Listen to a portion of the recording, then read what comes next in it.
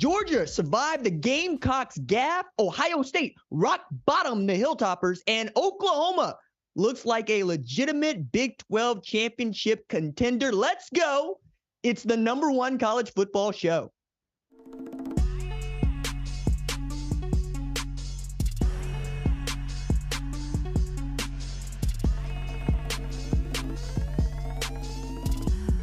What's up, kinfolk? It's RJ Young. I am not on a step mill. Thank you for watching on the Fox Sports app, YouTube, or listening wherever you get your podcast. Today on the show, we got to recap Ohio State rock bottoming the Hilltoppers at the shoe and what that means going into week 4. Got to talk a little bit about Oklahoma putting up 66 on my alma mater, the University of Tulsa. And we got to get to just what is going on in the Southeastern Conference, notably Georgia and Alabama. But first, let us start, as we do most days, with the big noon kickoff game of the week. That was number 7, Penn State, beating up on Illinois 30-13. Now, a lot of things in this game that I did not like from the Penn State standpoint, but all of those things had to do with the offense. The defense was outstanding. Manny Diaz got dudes over there. Chop Robinson is a dude. Abdul Carter wearing the Stick City number 11 is a dude. Kalen King is a dude. You're going to hear dude a lot here because that is exactly what you were dealing with if you're Penn State. Going into the second quarter of this game, Penn State had not surrendered a point for 4 consecutive quarters before giving up that TD to Illinois in the first half. But my goodness, I'm looking at this and it's kind of awe-inspiring to see what the defense did. Illinois committed 3 turnovers, right? But another way of saying that in the first half, I should say, another way of saying that is Penn State created, my goodness, 4 turnovers, right? That were interceptions at one point or another.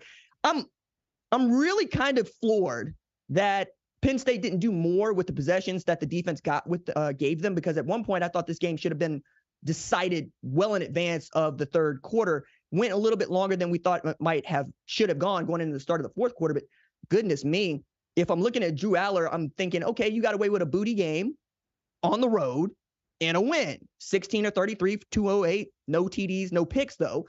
He's still growing into this. I think we're seeing now what it means to play meaningful football, because Illinois was still able to do some things that confused him, notably just having that single high safety up there and then asking him, hey, can you just beat us one-on-one? And he couldn't do that as often as you might want him to.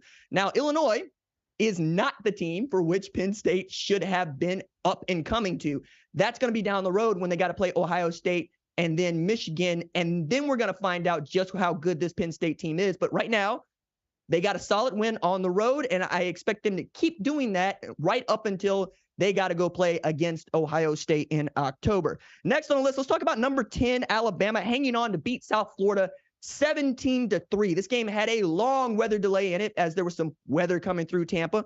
But more than that, this is the first day that I can remember a quarterback running through the middle of an Alabama defense without an armed motorcade, because that's exactly what was going on.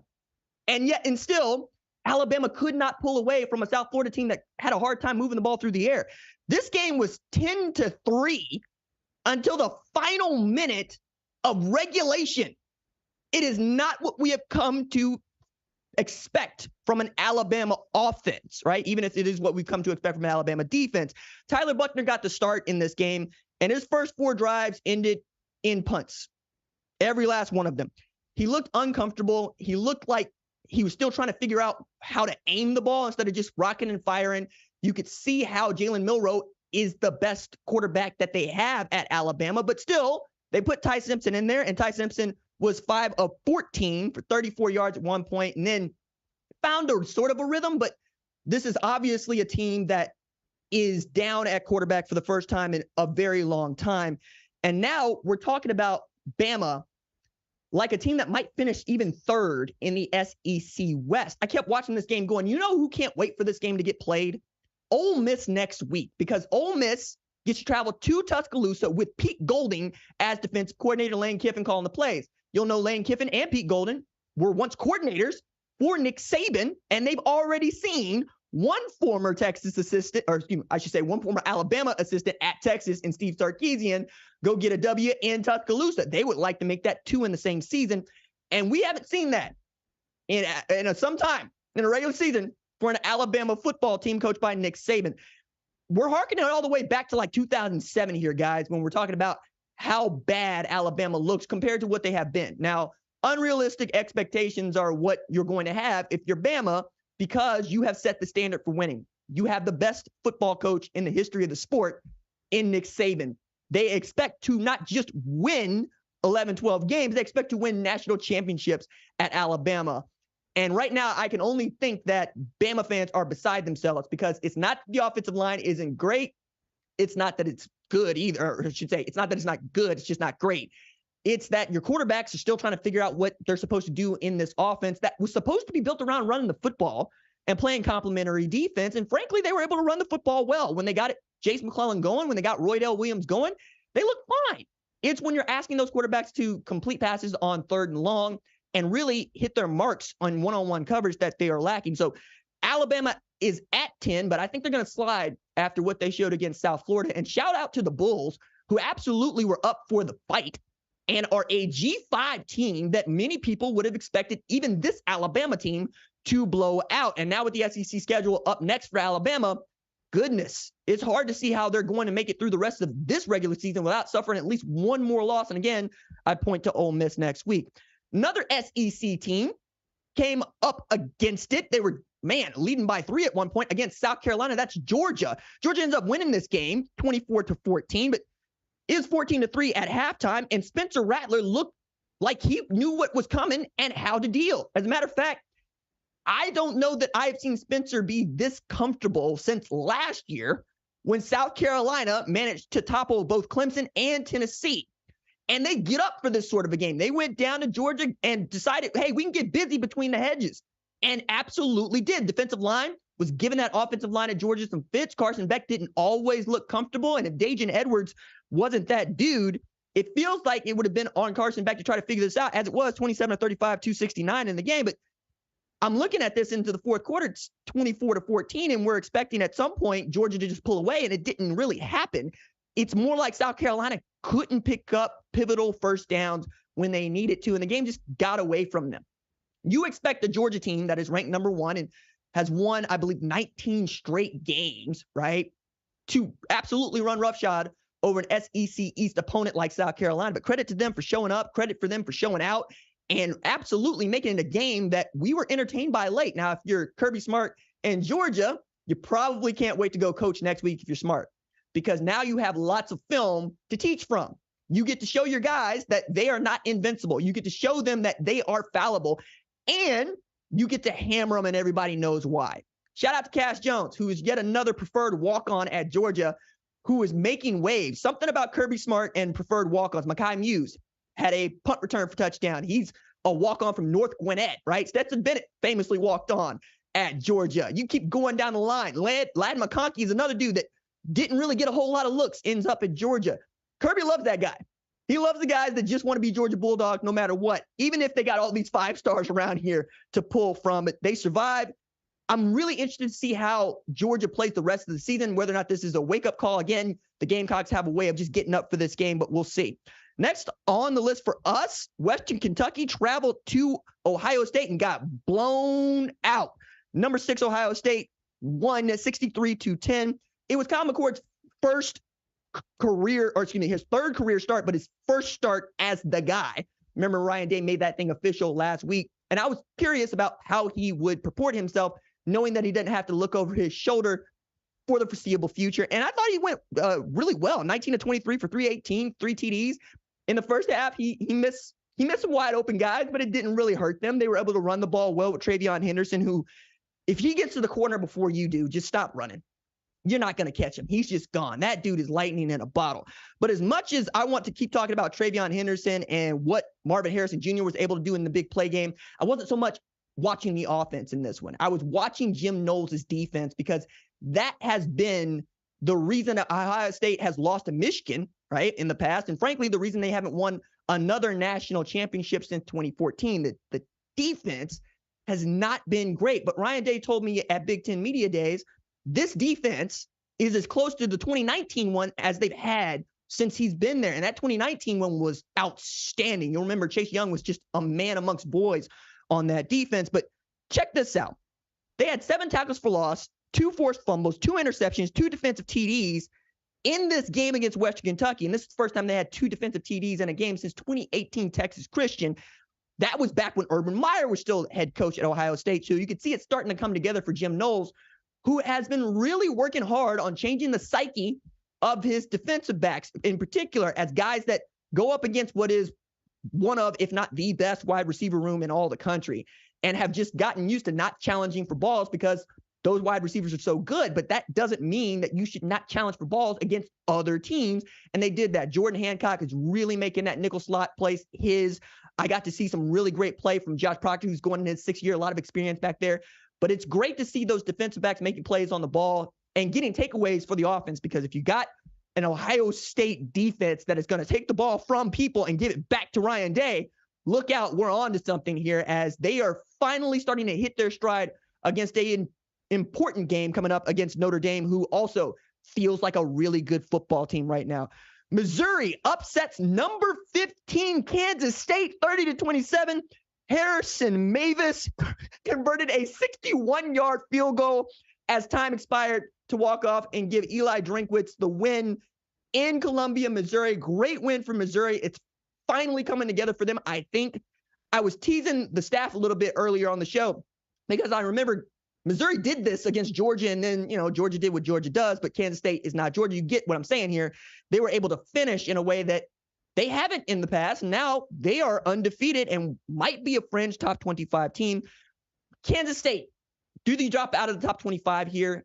I think so. I don't think you can go to Missouri as the number 15 team in the country and take a loss and expect to remain in the top 25. So that means that Missouri, maybe the 4th best team in the SEC East, knocked off the defending Big 12 champion. I'm sure SEC fans are going to crow about that, but it also gives Chris Kleiman something to coach. Like I genuinely believe that head coaches like coaching teams off of a loss. They don't like losing, but they do like coaching teams off of a loss, because now you get to show them all the things that you were trying to tell them about probably leading up to these losses that you can get fixed and or go back to coaching them hard and coaching them heavy, especially as we're headed into conference play in a very real way. Shouts once again to Missouri for coming up big against Kansas State. Number 3, Florida State held off Boston College 31-29. This was a wild game. This is a wild game for me because I still don't trust Florida State, and I haven't all year. They jumped out to a 31-10 lead, only to nearly lose this game by 2 points as Boston College rallied in the 4th quarter. So did Boston College play an immaculate game? Absolutely not. They had a school record 18 penalties for 131 yards in this game. You got to be winning this game by 3 or 4 scores if you are Florida State, but it's worse than that. Florida State was 2 of 10 on 3rd down. BC outgained Florida State 457-340. They got outrushed and outpassed. They had an identical number of first downs, and FSU didn't have a single sack in this game. It was kind of interesting at times, but also just kind of nail biting at it for a team that's ranked number 3 in the country, right? Now, I have Florida State ranked at number 8, and I've been catching some guff about it, but it's because of things like this. I don't know what this team is or isn't, and every time it feels like Jordan Travis is playing at a Heisman level, he shows me something where he might not, right? I need you to figure it out. I know that you're talented. I know that you got guys at every position, but until you can put it all together, I'm still going to just hold back, as they got Clemson coming up, and I think that's going to be a damn good game. And as I'm looking at it, I might be inclined to pick Clemson, who, yes, lost to Duke, but I know that Dabo Swinney knows how to figure it out. We're going to find out if Mike Norvell knows how to figure it out too. Number 19, Oklahoma crushed my alma mater, the University of Tulsa Golden Hurricanes, 66-17. Goodness me. We dubbed this on the show the RJ Bowl, because I graduated from the University of Tulsa in undergrad, and I got my master's in professional writing from Oklahoma. I was going to get the trifecta going for the PhD at Oklahoma State, and then, well, this job came calling, and I'm going to do this job. This job's awesome. I love this job. Oklahoma went up 28-0 in the end of the 1st quarter. It's fast and efficient. At one point, I'm looking at this going, well, Tulsa didn't really have a great shot, not just because of the talent disadvantage, but the best QB in the city of Tulsa hadn't played since the first half against Arkansas Pine Bluff, and that is Braylon Braxton. They're just a different football team. He's the kind of dude that was so good last year that they could allow Davis Brin to go into the portal and come out at Georgia Southern, where he threw for over 300 yards against Wisconsin today, also threw 5 interceptions. But you get my point here.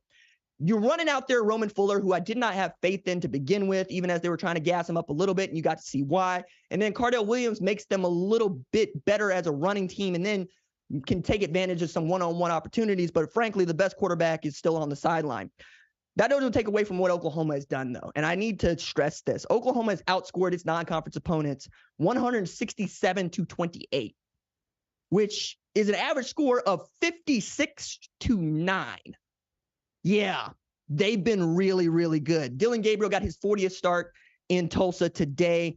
He needs Heisman attention. I understand Oklahoma fans go on RJ. It's a little bit too early for that. Please stop telling people about Oklahoma because they started 3-0 last year, and you know how that went. But, let's be a little bit optimistic as the dude's completing 82.5% of his passes. He's got a TD to INT ratio of 11-1. He's averaging 301.6 yards passing per game. And again, Oklahoma's putting up 56 a game as they get ready to travel to Cincinnati, where Big Noon Kickoff will hold its pregame show. In Oklahoma's final year in the Big 12, they look like a conference championship contender to me. Now, we're going to find out for sure when Oklahoma goes down to the Cotton Bowl to take on the Texas Longhorns, who feel real good about themselves having knocked off this Alabama team. But how good is this Alabama team also looks at how good is that Texas team. I think we're going to find out about both of these teams because Oklahoma is a little bit hard to nail down for me in the same way that I think Florida State is kind of hard to nail down, but just for different reasons. Who can I trust? That's what October is going to teach us. Who are we going to trust going into November? Because if we're talking about playing for national championships, and we are, that is when I think we're going to see some separation here, as there's a whole bunch of teams that look good that haven't played better teams yet. Okay. I want to finish here talking about this week's build-up in Boulder, because I don't know that we've ever seen anything like the week that we saw in Boulder, Colorado, that culminated today with Gronk, Lil Wayne, The Rock in a Shedeur Sanders jersey, Offset, Cameron was there last week, Wu-Tang was there last week, Gilly the Kid was there last week, Big Noon Kickoff and College Game Day were there today for Colorado versus Colorado State. We've got heat for Colorado versus Colorado State. I dare say that has never been the thing. Nobody has decided they needed to be in Boulder like these stars from Hollywood and elsewhere decided they need to be in Boulder this week. It's the Prime experience, which is a Black experience. And the thing that I love most about this is Prime is very comfortable doing all of this. He's been on all of these shows, right? From Game Day to First Take, to Pat McAfee's show. He's in the front of the crowd when Wayne is performing. He is shaking hands with all the luminaries. He's handing out shades, for which we'll talk about a little bit later. And yet we're still watching how some people either want to doubt it or are just over it. I get both, right? I get you wanting to be over it. The doubt, I think he's been putting that away, but I'll allow it, right? Because they still got to play Oregon and USC to prove it to some other people, even if I thought beating up on Texas Christian was enough. But Coach Prime, I think, makes traditional football coaches nervous, even Black ones like Jay Norvell. Being comfortable in Black neighborhoods among Black folks is one thing. It is something else entirely to bring that experience to a place like Boulder, Colorado, where I think I'm being very sincere when I say they ain't had anything quite like this before with these sorts of folks around. And a guy like Deion Sanders, who is very comfortable wearing designer clothes, who is very comfortable rocking his jewelry and his Jesus piece right here, who is very comfortable wearing sideline gear that you can't find. If you're looking for what Prime is wearing, you can't find it. He is a hype beast supreme. So when Jay Norvell came out here and said on his coach's show that his mama taught him to take his sunglasses off and hat off, it's not just that he got outplayed by Prime, it's that it became a marketing opportunity for Prime too, is launching his sunglasses at a little known sunglass retailer in San Diego, where I got a tip that they were $69 on Thursday and they were $67 by the time Prime had handed out a free pair of shades to his players and to these media types, right? it's been working for him. I mean, it's a guy who's going to sit down for 60 minutes and say with a straight face when he's asked who's the best football coach in America to find him a mirror so he can see himself. There's a lot that I love about what Prime is doing, right? But the thing that I think I love most is that he is living the dream that many of us want, myself included, where you get to be and act like yourself full time because you are unencumbered. You are unencumbered by what other people think. You are unencumbered by financial responsibilities because Prime doesn't need the paycheck like some other football coaches need the paycheck, okay? It's mostly that he wants to be here. He's been asked, do you want to go to the NFL? No, I'm right where I'm supposed to be. Recruits, call me. And they are calling him. He had the #1 player from the class of 2025 on campus for Colorado State. I mean, come on, y'all. And I think the reason that this is really flying over the radar for some people, or some people are getting tired of it, is because they're not seeing it correctly, okay? The Count of Monte Cristo is my favorite novel, so you'll follow me here. This man that you are seeing called Coach Prime is the Count of Monte Cristo. The Count of Monte Cristo became so because he went to the island of Monte Cristo and found the treasure of Sparta, which is more gold than any man had ever had. And he came back to France and gave himself a title. Also, he could orchestrate his fine-tuned plan to go get what he believed was his. On the menu was also vengeance and revenge, which is another reason as to why you can see Prime taking anything that is perceived as a slight and turning it into one. You are either on his team or against his team. He does not brook any neutrals. You should see that man as Edmond Dantes, who just left the Chateau d'If, who has counted all 72,519 stones in his walls and can't wait to give it to somebody else the way that he feels he's been getting it. He is the dream. He is what my grandmother was talking about when she talked to me about, RJ, who do I want you to be? I want you to be proud. I want you to be yourself. I want you to chase it all. I want you to be authentic.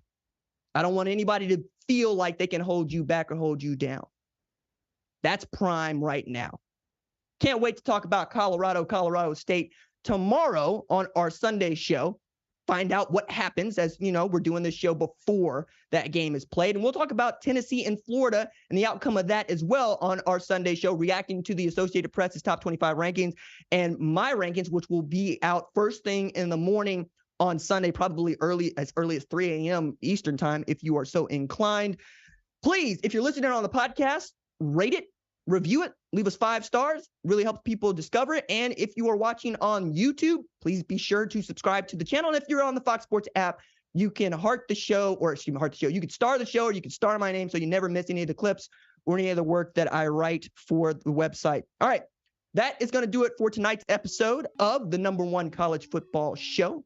My thanks as always to our lead producer, Tyler Wojak. Our senior producer is Catherine Cordaji. Our production assistant is Kiara Santana. Chaz is technically directing us tonight. Social media maven is Javion Duncan. Our leads of screening are Jack Coakley and Torrin Westfall. I'm the host, RJ. We will see y'all tomorrow. Deuces.